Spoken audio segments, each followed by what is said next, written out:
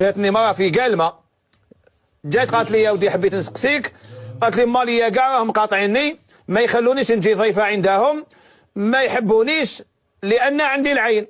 اعترفت قالت لي صح عندي العين، قالت لي كي نشوفي. السلام عليكم ورحمة الله وبركاته. قصة جديدة مع زعيم الشيخ شمس الدين الجزائري، ومرة فيها قصة موجودة في كل الدول العربية دون استثناء. قصة العين الحارشة هذيا اللي تبرك الجمل والعياذ بالله، لدرجة أن المرأة هذيا أهلها فهموا الموهبة هذيا، الميزة العجيبة اللي عندها العين هذي اللي تنقب الحديد، ولو الناس الكل قاطعينها، ما يحب حتى حد يدور بها، ما يحب حتى حد يكلمها، لأن عيناها تجمد الماء بالفعل وتقسم الحديد اون دو بارتي.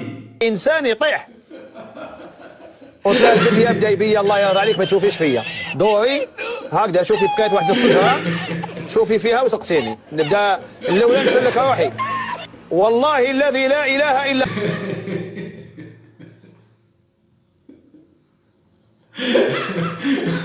الشيخ شمس الدين الجزائري وما أدراك خايف من المرأة ذي اللي عينيها حرشة وقوية، ويترجاها باش ما تشوفش فيه وتثبت فيه.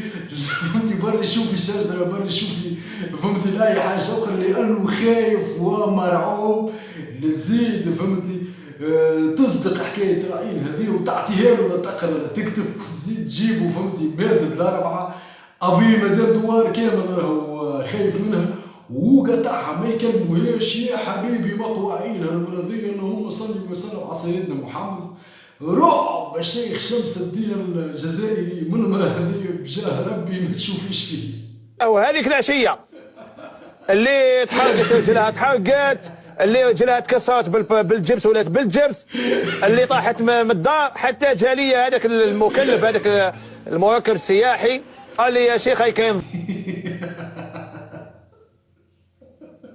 يعني دوار كامل باش يتحرق باش يموت عم بكرة أبيه، اللي تحرق واللي تكسر واللي تاح واللي شعلت فيهم نار في جرة المرأة هذه اللي عيناها خيبة والعياذ بالله. ويحلف هنا الشيخ شمس الدين الجزائري ويقول والله الذي لا إله إلا هو أنه الحكاية هذه صارت بالفعل، يعني في جرة المرأة هذه فما ناس صارت لهم حوايج خايبة جدا جدا. لذلك إخواني وأخواتي كي تعجبك أي حاجة تنجم تقول ما شاء الله ولا حول ولا قوة إلا بالله، لأن هذه كلمة طيبة. نبقوش ندقوا في أي حاجة، ودائما نصلوا على النبي صلى الله عليه وسلم، لأنه أعز قول يقال. ظاهرة غريبة، قال لي ما كاش دار في هذا الحي ما صارت لهمش مصيبة اليوم. قلت له راهي كاين فلانة راهي تقعد في التاقة واللي يجوز تعطيه.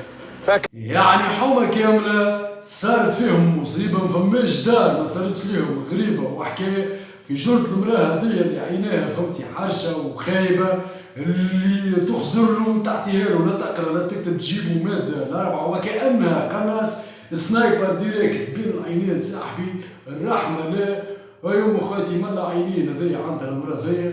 لذلك ارتعب الشيخ شمس الدين الجزائري منها وقطعها جميع أهلها دون استثناء، رمها هاربين منها المرأة ذي نورمالمون تنفى في الجزيرة وتعيش وحدها هناك، واللي تعطي العين للشجر والحيوانات مش مشكل. أما الساعة بيحطوها في حومة تعمل انفجار كالقنبلة النووية وتخلاها خليان. كان هذا فيديو اليوم، شكرا للناس الكل على متابعتكم.